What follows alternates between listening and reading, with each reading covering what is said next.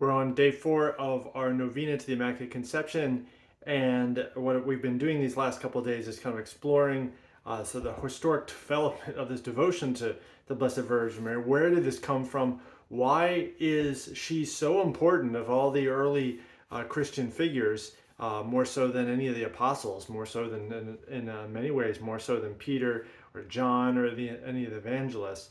So we wanted to delve into that. Now, today, just as I was doing some rooting around historically to try to see what to speak to you about today, I came across the history of Nuestra Señora del Pilar, Our Lady of the Pillar. So what's that? Okay, a Lady of Pillar. What's it? So for that, we go to Saragossa, Spain, where the Apostle James, the brother of John, was evangelizing. He's gone all the way from Jerusalem to Spain in order to bring the good news of the gospel, to spread it there. And he was really frustrated and disheartened by his lack of any kind of progress. No one was converting. No one was believing. And in a moment of real desperation, he's there alongside the river in what was today Saragossa, and this is in the year 40 A.D. The Blessed Virgin Mary appears to him. This is the first officially recognized apparition of the Blessed Virgin Mary. So we're in the year 40 A.D. The Blessed Virgin Mary is still alive. She didn't descend from heaven in this moment, but rather she appeared to him, standing on this small pillar, which then remained behind once the vision, this apparition, ceased, and she was accompanied by a 1,000 angels. And so you can imagine this really grabbed St. James's attention. And what she did is she encouraged him. She said, keep it up. Keep the work that you're doing. I'm going to assist you. I'm going to be helping you with my prayers.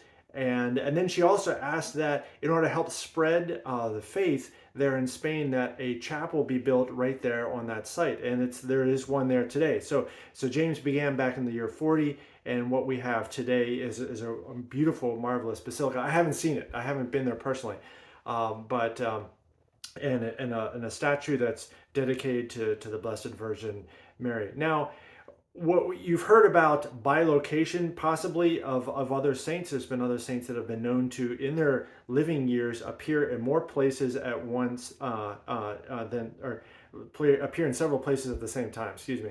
Padre Pio was known to do that, and he just passed away back in 1968-ish, somewhere around there.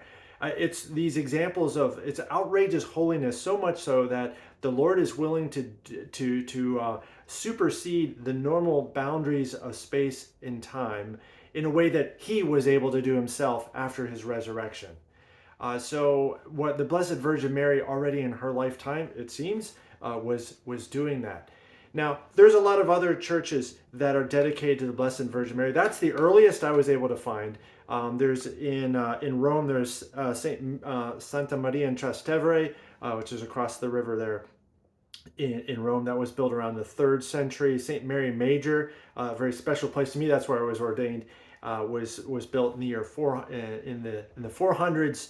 And so, like, already from the very beginning of the church, we see churches dedicated either to Mary or to Christ himself, or to some special event. For example, the Nativity, the Church of the Nativity in Bethlehem, or the Church of the Annunciation in Nazareth. And then also the great devotion developing around the place of the burial site of St. Peter in Rome itself, where we have St. Peter's today. So anyways, one last thing about Nuestra Señora de Pilar is that probably the most incredible miracle that occurred there much later, this is in the 1400s, that there was a man with an amputated leg who prayed before the image and actually had it restored.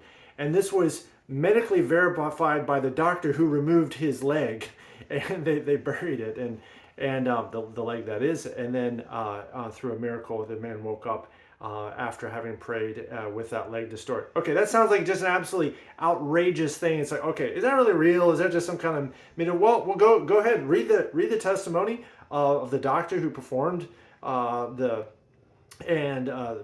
amputation, and decide for yourself. Decide yourself, would this be the kind of thing that God would do to strengthen our faith. Would this be the kind of thing that Blessed Virgin Mary would do with this great tenderness of heart for all of her children to accompany them? Now, we know she doesn't do that. God doesn't permit this to happen for everyone. But this is what a mother's heart does.